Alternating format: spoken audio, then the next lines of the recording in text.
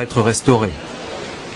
Alors que le mois du Ramadan touche à sa fin, venons-en au dossier de cette édition consacrée à la décision prise par 30 à 70 000 personnes en France de se convertir à l'islam.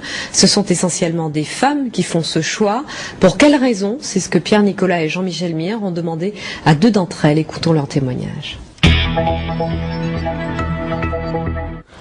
Géraldine est fière.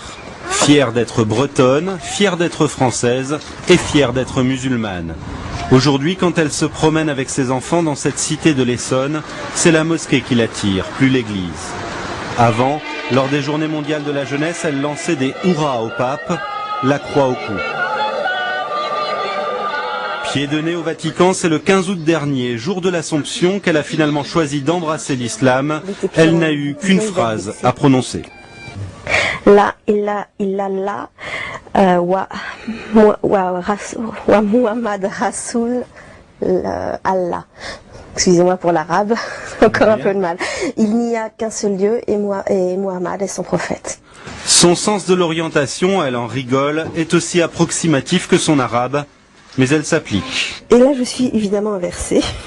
Donc, cette boussole spéciale indique la Mecque. Donc il faut suivre cette direction-là pour la prière.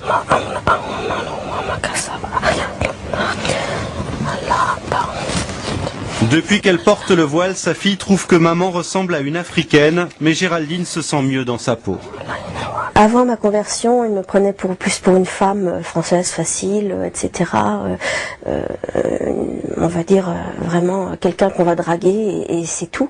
Depuis que j'ai le voile et que je suis musulmane, je suis une femme qu'on respecte et une sœur.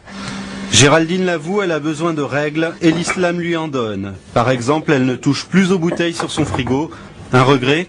C'est plus quand je mange, par exemple, un plat typique qu'on a l'habitude de mettre de servir avec un vin rouge ou même les huîtres que j'ai mangées dimanche sans muscadet, c'était un petit peu tristounet finalement. Puis c'est bien passé avec le citron.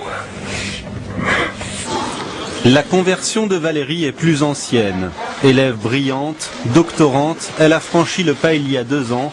On ne peut pas dire que ses parents ont mal réagi, mais ce n'était pas non plus le fol enthousiasme dans sa famille. Je dirais pas que ça les a intéressés. C'est-à-dire que je pense pas qu'il y ait une personne dans ma famille qui ait lu un livre sur l'islam depuis ma conversion. Ou qui ait fait une quelconque recherche. C'est plutôt arrête de nous saouler avec ça. Avant même de devenir musulmane, Valérie était choquée par l'interdiction du voile à l'école, choquée aussi par un monde occidental trop matérialiste à son goût. Ce qui me choque le plus, c'est sur quoi on valorise les personnes en fait. C'est bien si on est compétitif sur le marché, même si on est un peu requin, un peu filou, arnaqueur, c'est pas grave, si on est compétitif, si on sait se vendre, tout est une question de commerce, il n'y a plus que ça.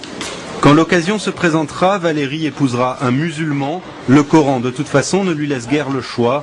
S'ils ont des enfants ensemble, elle les éduquera selon les valeurs de l'islam, libre à eux de choisir leur religion quand ils seront majeurs.